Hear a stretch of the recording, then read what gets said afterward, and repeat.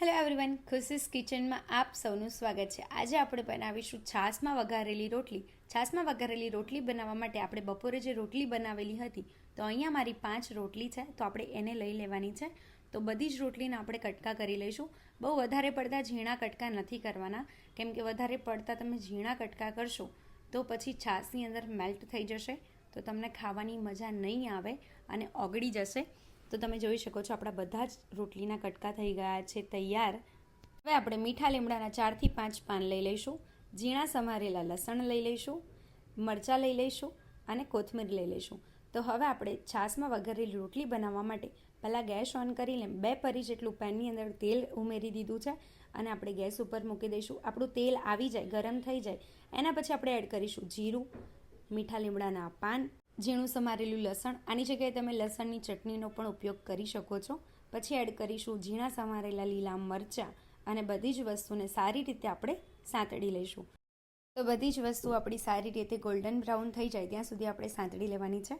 અહીંયા આપણે 2 વાટકી જેટલી સેજ ખાટી છાશ લેવાની છે, કેમ કે ખાટી છાશ હોય ને તો છાશમાં વઘારેલી રોટલી બહુ જ ટેસ્ટી લાગે છે। તો અહીંયા મેં 2 વાટકી જેટલી ખાટી છાશ લઈ લીધી છે। છાશ આપણી થોડી ગરમ થાય એટલે કે 2 થી 3 મિનિટ સુધી થવા દઈશું। એના પછી આપણે એડ કરીશું મીઠું, મરચું પાવડર, હળદર અને ધાણા જીરું પાવડર।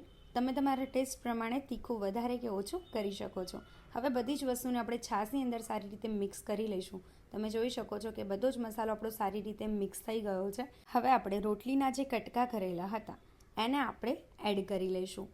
તો આપણે જ્યારે એડ કરીએ ત્યારે ધ્યાન રાખવાનું છે કે વધારે પડતી આપણી છાશ ગરમ ના થઈ જાય, કેમ કે વધારે પડતી છાશ ગરમ થઈ જશે ને તો છાશ આપણી ફાટી જશે।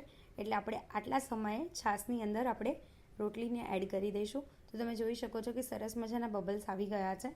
3 થી 4 મિનિટ થઈ ગઈ છે।